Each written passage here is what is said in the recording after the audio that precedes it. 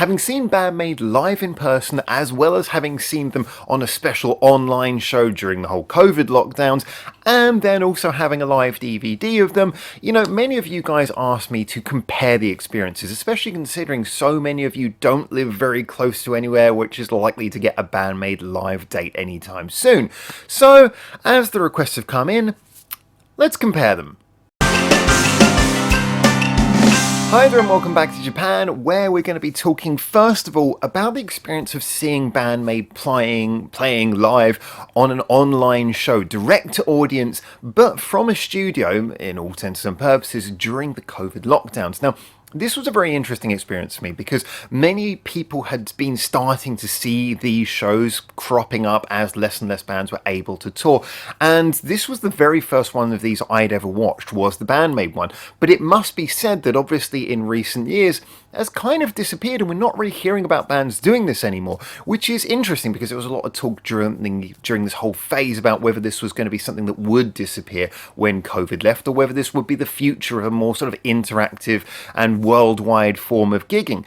Now, I must say that there are a lot of things still to be said for this particular form of playing live, but let's first of all look at the disadvantages. And the disadvantages are pretty clear in that, well, the atmosphere is a little bit difficult to represent. Of the three versions, it is the one that perhaps feels the coldest. I mean, we often kind of joke about the fact that old TV programs used to have canned laughter to let you know when to laugh, but the whole reason they did that was to add a feeling of atmosphere, had a feeling that everyone was together. And a similar thing is true when you're watching a live performance. Even if you're not there, if you can hear the crowd, it does make a huge difference. That whole atmosphere of seeing the band interacting with the crowd as well is a huge thing. Now, this was not the case with these online shows, which really did make the whole experience initially quite weird. But I must say that was probably a little bit of something you got used to after 2 or 3 songs, and then from then on in you're just watching the band. You got the lights probably turned down in your room to give it a little bit of atmosphere. You got maybe your best headphones on, or if you're lucky not to have annoying neighbours, you got your loudspeakers on. You're listening to it. The sound quality obviously is going to be good because it should be good because they're in near enough a studio setting.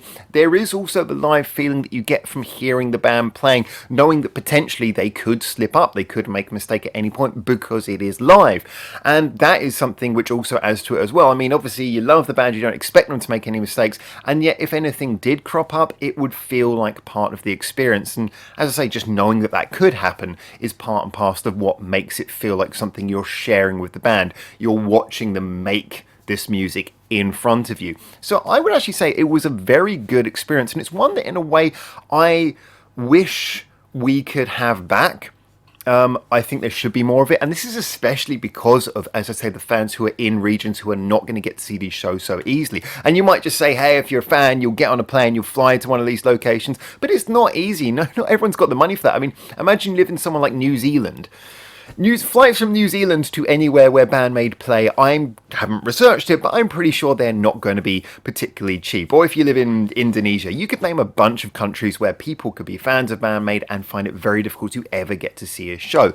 So, in my opinion, I think that this is something that I would like to see come back. I did actually think, what if instead maybe they did a thing where they just maybe showed their practice sessions, did a practice session, and then it was a fan club thing where if you're a member of their fan club and you pay like a monthly subscription, then, when they do a practice, they'll just knock up a couple of songs and play them live, maybe do like a 4-song set or something for their fans every now and then. But then again, I was thinking, as a general, practices tend to be rather sporadic, especially for a band who've got a good knowledge of their songs and are pretty well rehearsed and are gigging all the time anyway. They don't need a huge number of practices.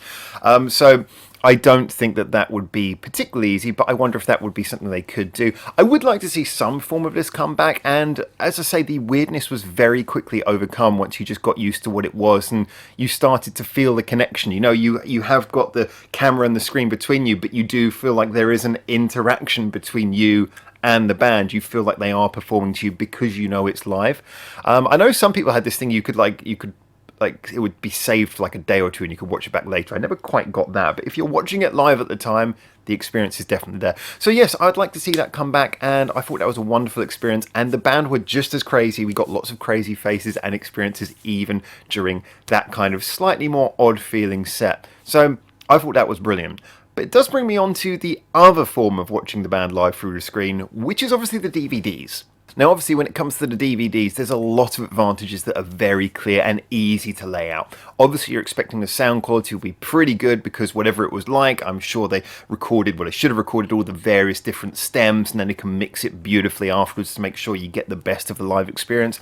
You've got the crowd, so you get that full feeling from the atmosphere and the full light show of a good venue that has probably good lighting equipment, maybe even pyrotechnics on hand to have as well. You've got different camera angles that are being professionally edited afterwards. It's a very good way, assuming the director's even half decent and the engineers knows what they're doing, it's a very good way of encapsulating the feeling of the show, having the whole feeling of the show on a disc that you can watch forever. Obviously, this went back before DVDs. I mean, even DVDs now, you can probably just buy it online and watch it online instead. You know, you get 4K streaming everywhere nowadays. So this idea of owning a copy of the gig is a wonderful one. There's something really great about that, and even to the point where the band can often pick their best performance and say that's the one that we're going to take and release. However, there is a slight downside to it, which I always found. I mean, I've got some copies, and I remember when I was younger I had copies of some gigs for bands who I couldn't see live. And I would love to, again, that whole thing. You turn down the lights, you turn up the sound, and you kind of feel like you're there, and it's great. However, I always felt like there was something almost like that loss of the interactional element. I mean, if it was a gig that you'd been at, then yeah, you're kind of remembering it back. But it always was this feeling that you're almost watching someone else's memory, like you're not quite there. And you can kind of simulate the feeling of being there. But for me, there's always been something lost in the recorded gig. And that is almost reflected in just how well produced they are. It feels almost more like watching a music video. You're seeing the band interacting. And a lot of people say, well, the good thing about these recorded gigs is that you can keep them for a long time. But then I've watched back some of these old gigs, and you watch them and it's like a sort of 15-year-old gig or something. And you just feel, it feels very disconnected and very distant. And I know a lot of people are going to disagree, and you're more than welcome to smash that dislike button if you disagree. And yeah, for posterity's sake, I understand owning a copy of a gig on DVD as I do. It's just, in a weird way, it feels more and more disconnected as more and more time passes. And I think that nothing's quite as same as the immediacy of a gig. And this is one of the things that I think that the online shows kind of had over the DVDs, is that there's an immediacy. Yes, people say, oh, well, after a day or two, they delete it and it's gone. But in a way, that's part of what makes it special.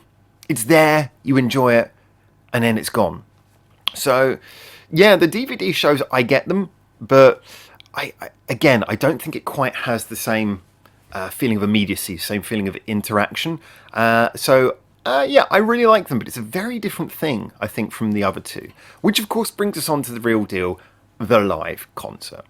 And of course, what can you even say about a live show that isn't kind of obvious? You're there, you're in the same room, call it a hall, whatever it is, you're in the same space, breathing the same air as the band you love, as the fans who've come to see them as well. You've got that atmosphere, you've got that companionship, that camaraderie of being around everyone who just wants to enjoy the same thing. It's big, it's bright, it's loud, great.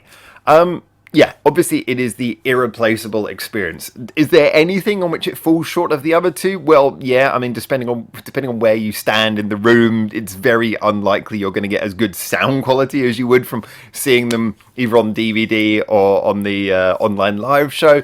However, that's something that you're giving up because of the fact that if you want to hear the songs in perfect quality, assumedly you'll go back and listen to them on CD, unless it's one where something chronically terrible happened in the production and mix. But that's rare, very, very rare. So, yeah, this is an experience that is hard to replace. But as we said at the beginning, and as kind of is the core issue here, so many fans do not get to see this. And for me, that is it's a really big deal. It's a real problem. I feel so sorry for that. I also feel sorry for the fact that there's a lot of fans who just simply can't afford it. It's not like saving up for, you can save up for a DVD. That's fine, you can save up for a DVD of a show. But when you're looking at a gig, especially, let's say you come from a country where people make less money anyway, and you get this once-in-a-lifetime chance the band's coming to play in your area. You've got to compete with other fans to get the ticket. You've got to make enough money to see the band. I mean, a lot of the time bands won't perform in countries that don't have as much currency anyway, for obvious reasons. They got to pay their costs, and flights still cost what flights cost. So I get it, and I do feel sorry for people in those countries who are less likely to see bands like BAND-MAID. And so the gig is the ultimate experience. It is the immediacy. It's a memory that sticks with you. It has that interaction, that feeling that you've been there, the feeling that you saw it yourself, the feeling that you've probably made friends from it. It's something that can never be taken away from you, and yet it's something that's so hard for so many people to actually get their hands on in the first place. Now, I'm really happy to see BAND-MAID playing a lot live, but as we've noticed, they're playing a lot in the US, which is great. They got a burgeoning US fan base, but I'm always hearing from people in other places. You're hearing from fans in places like in different countries in Europe, and they're just like, I just wish I'd do a couple of stop-off tours somewhere in Europe. I'd pop into next door country or something to see them. BAND-MAID are doing a good job of performing in a lot of places, but there's still, the world is huge, and the world's full of a lot of places that I'm sure they're not going to go to anytime soon. So it's an interesting question. Now, I would be really interested to know what you guys think. What do you guys think would be a good solution to that problem? Personally, I actually think, because considering how logistically expensive it is for bands to do these kind of tours, I think in a lot of ways it is going to be something where you can't expect bands to tour in a lot of countries where maybe there's desire for them to tour, but it's just not worth it. They go to a country where they've got maybe like 100 fans and they have to perform in a small like bar-sized venue when they're filling out stadiums elsewhere. You're not going to expect them to do that. So when it comes to something like BAND-MAID, I do think that I would like to see a continuation of these online shows. I mean, we did get things like the acoustic thing, and Sayanaki Dori acoustic video obviously is one we've all seen. That's a brilliant version. I would like to see more of them doing these live shows every now and then, even if it was just something like, I mean, you could make them special by doing less of them. In a way, that would be a thing. You could do something like, you could do maybe 2 shows a year, a winter one and a summer one, on live, make a big deal, book a venue to do it in, obviously charge less than you would for people to actually be at the venue with you, but you could fill out, that's a good thing about a live show for the band online, is you can fill out basically an infinite size space depending on the server size you're using. So I'd like to see more of that. I think the DVDs and buying copies of the gigs is always going to be a thing, because, as I say, although that perhaps of the 3 is the one that doesn't have as much of the live feel to me, we all love posterity, and having access to just being able to immediately transport yourself to a BAND-MAID show at a whim is always going to be a great thing.